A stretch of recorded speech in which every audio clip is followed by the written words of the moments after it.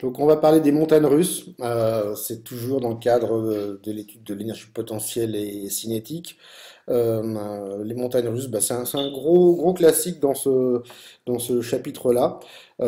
Encore une fois, on va négliger les frottements, donc on aura toujours la conservation de l'énergie mécanique tout au long du problème. Donc l'idée, c'est d'arriver sur un parcours qui est un peu bizarre, d'arriver à déterminer des vitesses et puis les hauteurs atteintes par un chariot. Donc voilà par exemple un exemple de parcours. On a un chariot donc, qui est en bleu, qui va partir d'une position A sans vitesse initiale, il est à une hauteur de 15 mètres. Il passera par une position B, qui est une hauteur de 10 mètres. On va essayer de déterminer sa vitesse. Et puis à la fin, il arrivera en C, où la hauteur sera nulle. On va considérer que la position C, c'est l'origine des hauteurs. Et on essaiera de déterminer la vitesse atteinte par le chariot en C. On verra qu'on a différentes options. Donc, conservation de l'énergie mécanique, ça veut dire qu'en n'importe quel point du parcours, l'énergie mécanique sera constante, sera toujours la même.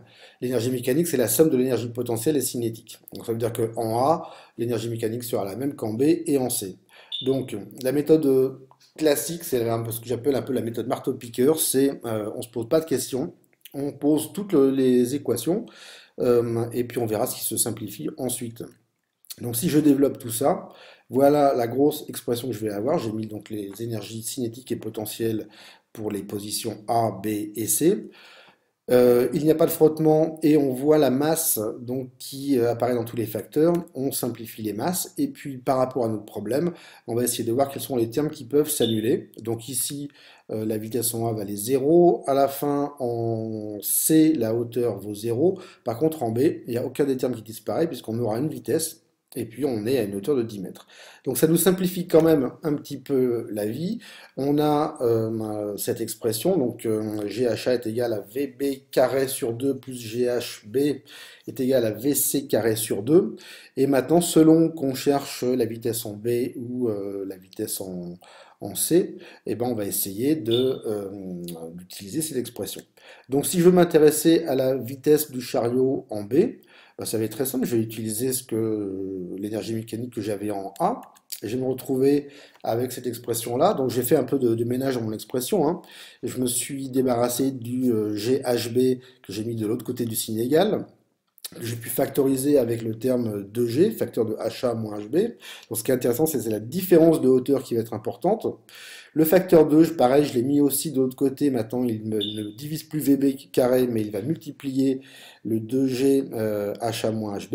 Et je me retrouve à la fin avec cette expression de VB. Si je fais l'application numérique, je me retrouve avec une vitesse en VB qui vaut 9,9 mètres par seconde. Et puisque j'ai pris deux chiffres significatifs, pardon, et puis j'avais pris une valeur de G qui valait 9,81 newtons par kilogramme.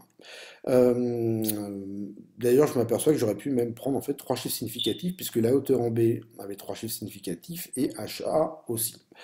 Euh, en C maintenant. Alors en C, c'est intéressant parce que je peux utiliser les expressions que j'avais pour la position B ou pour la position A.